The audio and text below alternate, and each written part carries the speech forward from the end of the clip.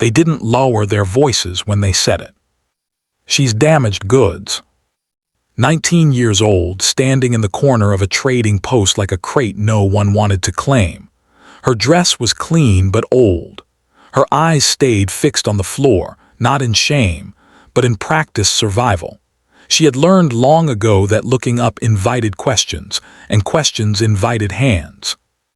The men talked over her, around her, about her. "She won't speak. She flinches, not worth much." That was when the silent rancher stepped forward. He hadn't planned to stop there. He rarely planned much at all anymore. Since his brother's death, words had lost their usefulness. The land listened better than people ever had. "How much?" he asked. The trader blinked. "You sure she's—" "I heard," the rancher said quietly. The girl looked up then, just for a second. Not hope, not gratitude. Confusion. The rancher paid, untied her wrists himself, didn't touch her again. "You don't owe me anything," he said, voice rough from disuse. "You can leave when you want." She followed him anyway. The ranch was wide and quiet, no shouting, no sudden movements. He showed her a small cabin near the creek. "You stay here," he said. "I'll be in the house." She nodded. That night she slept with a knife under her pillow and the door barred. In the morning there was bread outside, and milk, and a note with only 3 words written carefully as if each one mattered. "You are safe." Days passed, then weeks. She spoke little. When she did, it was only when necessary. He never pushed, never asked why she woke screaming, never commented on the way she froze when men rode by the fence. But the rancher watched.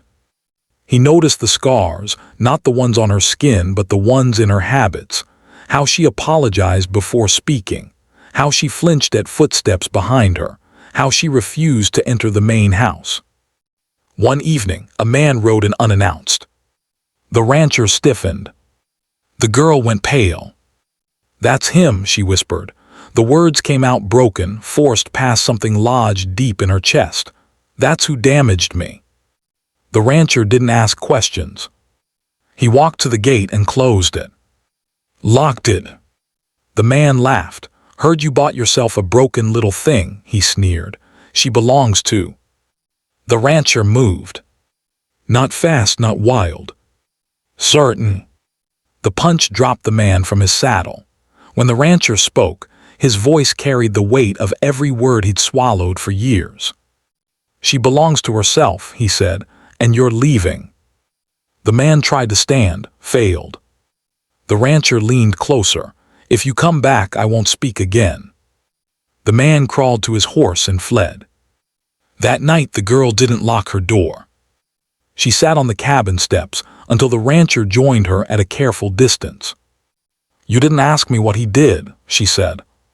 He shook his head. "I don't need details to know wrong." Her breath hitched. "They said I was ruined," she whispered. The rancher looked at her then, not as something fragile, not as something broken, but as something fierce that had survived fire. "No," he said quietly, "they were." Spring came. She laughed once, surprised herself when it happened. She learned the land, learned to ride, learned that silence could be shared, not forced. One day she asked, "Why did you buy me?" He thought for a long time before answering. "I didn't buy you," he said. "I bought the chance for the truth to catch up." Years later, when she stood tall and steady, people told the story wrong. They said a silent rancher saved a damaged girl. They were wrong. A woman who had been harmed was finally believed. And a man who barely spoke made sure the damage was named where it belonged. Not on her. The seasons kept turning as they always did on the ranch, but something else was changing too, something quieter, slower, and far more stubborn.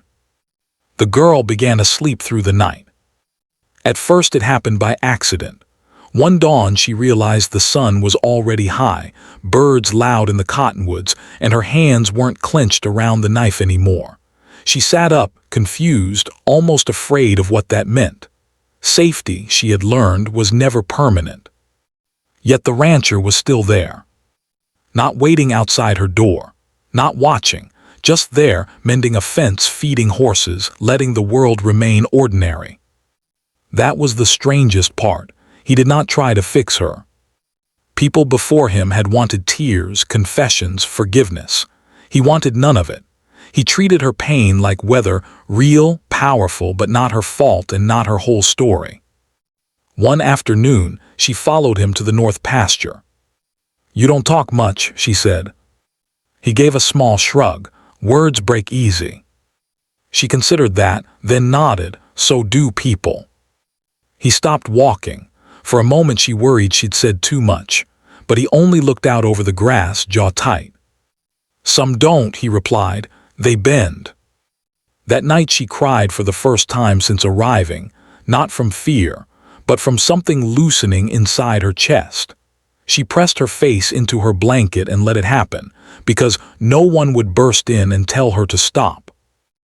Weeks later, a woman from town rode up with gossip in her eyes. "They're talking," she warned, "saying things about you too." The girl stiffened automatically, old defenses rising. The rancher asked only, "What things?" "That you're living in sin, that she's trouble, that you took in what no one else wanted." The rancher nodded once. "Anything else?" "They say she'll ruin you." He glanced toward the cabin, where the girl stood half hidden behind the doorframe, bracing herself. "They're late," he said. "Ruined me months ago." The woman scoffed and rode off. That evening the girl confronted him, hands shaking. "You don't have to keep me here. I don't want to be another burden." He leaned against the fence, thoughtful. "You ever notice how the land heals?" She frowned. "What?" "Fire tears through it, leaves ash, looks dead for years." He pointed to a distant hillside, green and thick. "But underneath the roots are alive, they just wait." She swallowed. "You're not a burden," he said. "You're a season." Something in her broke open then, not like before. This time it felt like light. Months later, she asked to move into the main house. He didn't smile. He didn't celebrate. He simply stepped aside and opened the door wider. That night, she placed her knife in a drawer and left it there. Years passed. She grew into herself, not the version people had labeled, but the one that had been buried beneath survival. She learned to read contracts, manage livestock, argue prices at market. When men underestimated her, she let them, and took their advantage with interest. One winter evening, as snow fell soft and heavy, she sat across from the rancher at the table. "Why did you really stop that day?" she asked. "At the trading post." He stared into his cup for a long moment. "Because," he said finally, "I saw someone trying very hard not to disappear." She reached across the table and took his hand. He didn't pull away. When the town finally changed its tune, as towns eventually do, they claimed they had always known she was strong, always respected her. She never corrected them. She didn't need their truth. She had lived her own. And the silent rancher. He still didn't speak much. But when he did, his words had weight, because he had learned from a woman the world once called damaged that silence could be a shelter. And trust, once earned, was the loudest thing of all. The first time she realized the ranch was hers too, it wasn't written anywhere. No papers, no speeches. It happened on a morning when frost still clung to the fence rails and the horses breathed white into the air. A buyer rode in from the east, well-dressed, confident, the kind of man who spoke as if the land beneath his boots already belonged to him. "I'm here to talk numbers," the man said, glancing past her toward the barn. "Where's the owner?" She wiped her hands on her coat and answered calmly, "You're talking to her." The man laughed, sharp and dismissive. "I meant the man who runs this place." Behind her, footsteps approached. The rancher stopped beside her, silent as ever. "She runs it," he said. That was all. The buyer's smile faded. The conversation changed. And when the man finally rode away with nothing but dust on his boots, she felt something settle into place, solid, earned, unshakable. That night she sat on the porch steps, watching the sky bruise purple and gold. "I used to think worth was something people handed you," she said quietly, "or took away." He sat beside her, hands resting on his knees. "It's neither." She waited. "You build it," he finished, "piece by piece, same as a ranch." Spring brought calves, summer brought storms, and with each season she grew steadier. The nightmares didn't vanish, but they loosened their grip. When memories came, they no longer dragged her under. She learned how to breathe through them, how to stay. One evening, a wagon stopped at the gate. A man climbed down, older, rougher, with a face she recognized instantly. Her body reacted before her mind did. Her heart slammed. Her hands went cold. Her father.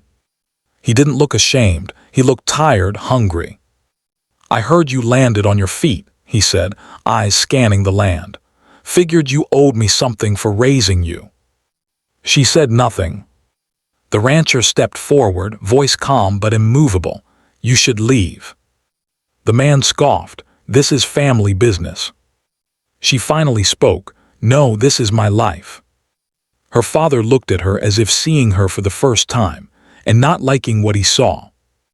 "You think you're better than us now." She met his gaze steady. "I think I survived you." The silence that followed was heavy, final. The rancher opened the gate, not to welcome but to end it. When the wagon disappeared down the road, her knees buckled. He caught her without a word, holding her until the shaking passed.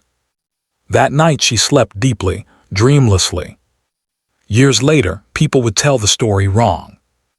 They'd say the silent rancher saved a broken girl. They'd say he gave her a name. They'd say he rescued her. The truth was quieter. He gave her space. He gave her time. He gave her a place where harm did not follow. And she did the rest. On the day they stood together before the justice of the peace, there was no crowd, no music, just sunlight through a dusty window and two hands joining, calloused, steady, equal. When asked if she took this man, she answered without hesitation. Not because she needed saving, but because she chose him. Later, as they rode back to the ranch, she leaned against him and smiled. "I was never damaged," she said softly. He nodded, "I know." And as the land stretched wide and open before them, it was clear to anyone who truly understood. Some things aren't repaired. They're reclaimed.